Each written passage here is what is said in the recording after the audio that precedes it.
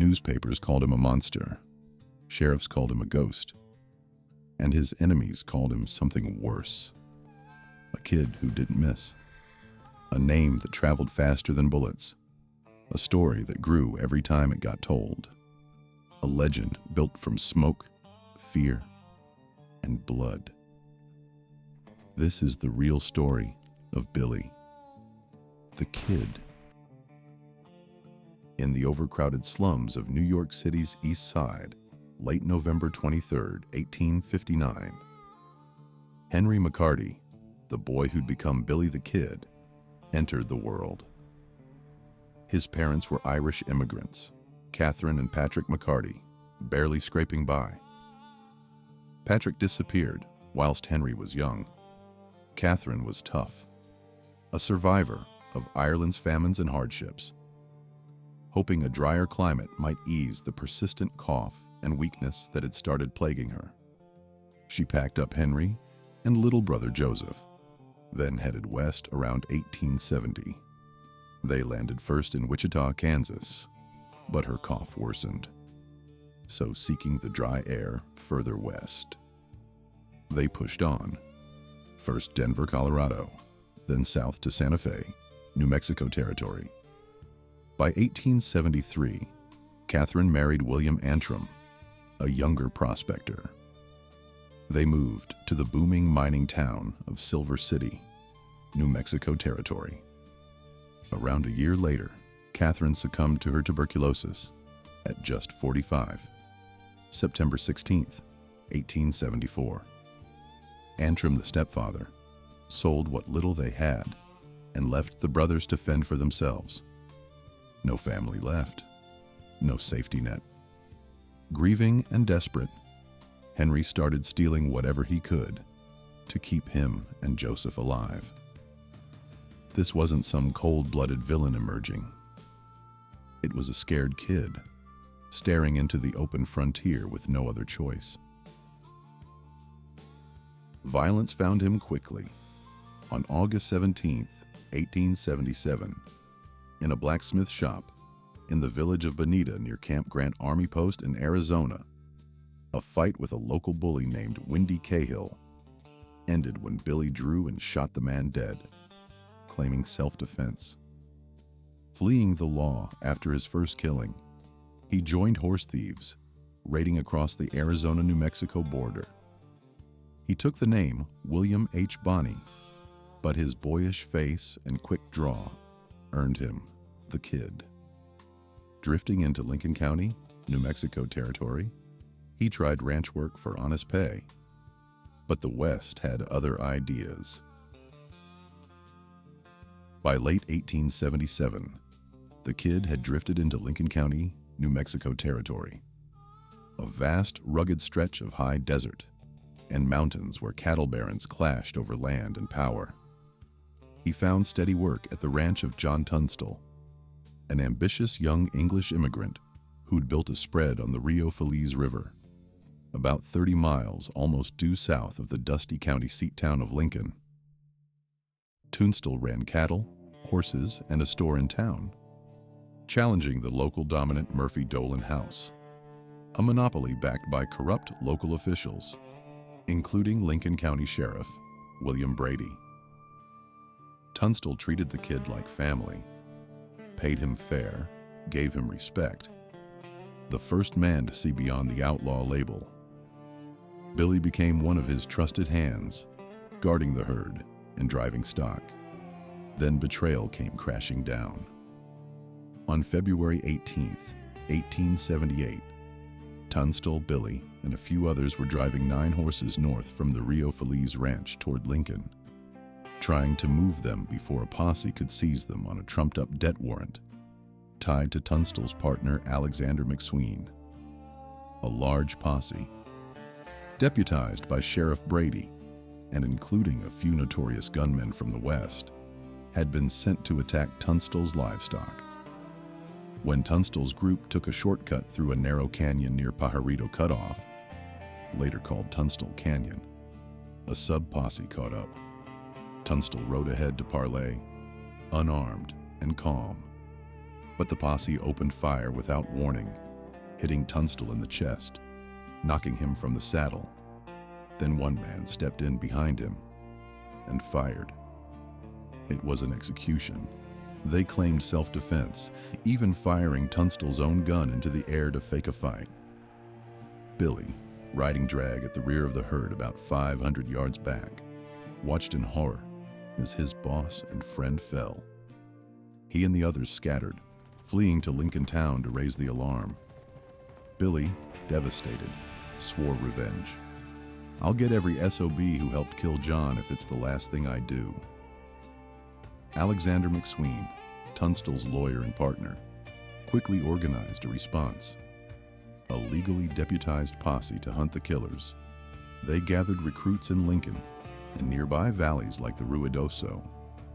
Cowboys, locals, and Tunstall loyalists who hated the Murphy-Dolan grip. Billy joined immediately, one of the first and most committed. They called themselves the Regulators, armed men seeking justice in a county where the law was bought and sold. The Lincoln County War had just ignited. Revenge turned bloody fast, and it started with a cold, calculated strike. April 1st, 1878, Sheriff William Brady left breakfast at the Wortley Hotel in Lincoln Town. He met his deputies, Hindman, Matthews, Long, Rivers, and Pepin. The group walked down the wide, dusty main street, heading toward the courthouse to handle warrants or other business. They passed John Tunstall's store, unaware they were walking into a trap. Hidden behind a 10-foot-high adobe corral wall across the street, right opposite Tunstall's store, waited the Regulators, Billy the Kid, and 5 others. They'd taken position in the early morning light, rifles ready, waiting for payback. As Brady and his men drew level, the Regulators opened fire without warning. A storm of bullets sweeping the street. Sheriff Brady was hit by at least a dozen rounds. He tried to rise, but another volley riddled him. He collapsed lifeless in the middle of the road. Deputy Hindman took 2 fatal shots. He fell moaning, crying out for water. The other deputies dove for cover. Matthews, Long, and Pepin escaped with minor wounds or unscathed. The Regulators melted away into the hills. Mission accomplished, but at a cost. This ambush, payback for Tunstall's cold-blooded murder, made headlines and turned public opinion against the Regulators. What started as a legal posse seeking justice now looked like cold-blooded assassins. Loss of life mounted on both sides. Ambushes in the hills, cattle thefts at remote spots like Blazer's Mill, double crosses everywhere. The war peaked in a savage 5-day battle from July 15th to 19th, 1878, that engulfed the town of Lincoln itself. Dozens died across the war, but the feud ended in ashes. No clear winners, only more outlaws, with Billy now firmly wanted across the territory and beyond. A former acquaintance turned hunter, Sheriff Pat Garrett. Billy and Pat had known each other back in Fort Sumner, gambled together in saloons and shared drinks. Billy even attended Garrett's wedding in 1879. Friendly times before Garrett took the sheriff's badge and made capturing the kid his top priority. On December 23, 1880, Garrett and his posse tracked Billy and his gang to Stinking Springs, a remote, abandoned stone house, hideout approximately 25 miles east of Fort Sumner in the open high plains. They surrounded the building overnight in deep snow, waiting to strike. When one of Billy's boys stepped out at dawn to feed a horse, the posse opened fire, gunning him down instantly.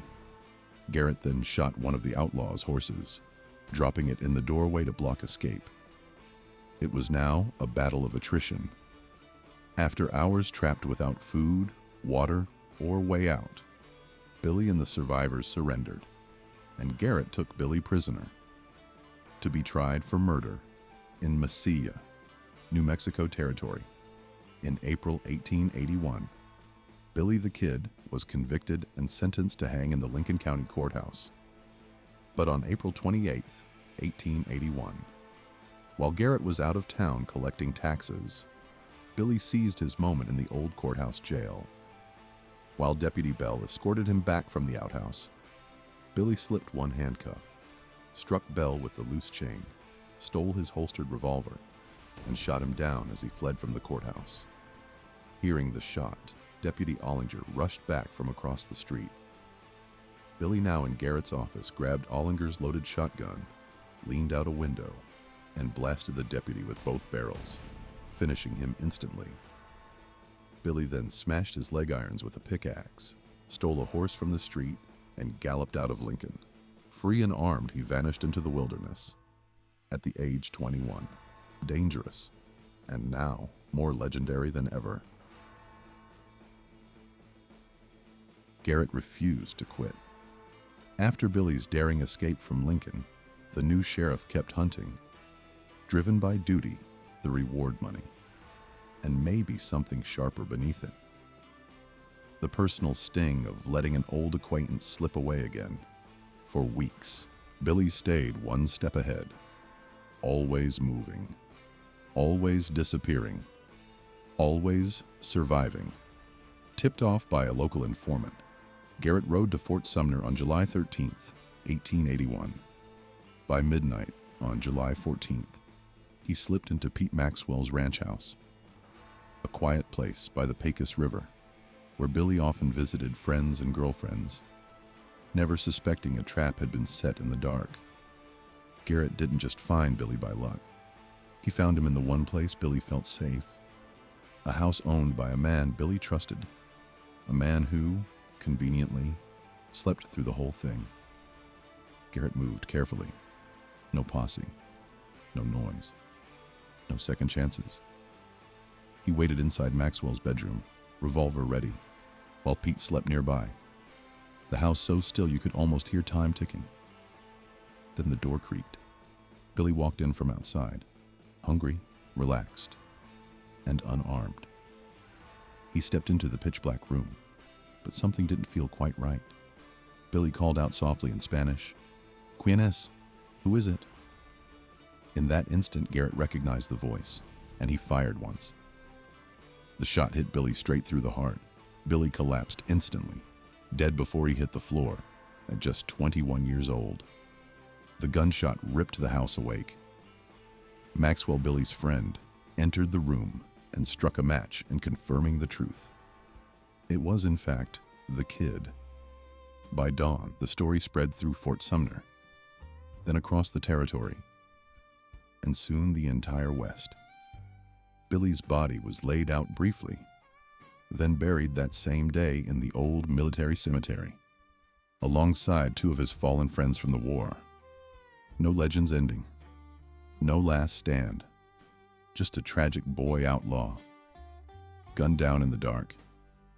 Billy the Kid's life burned bright and brief, full of betrayal, from a shattered family to lawmen who twisted justice into something personal.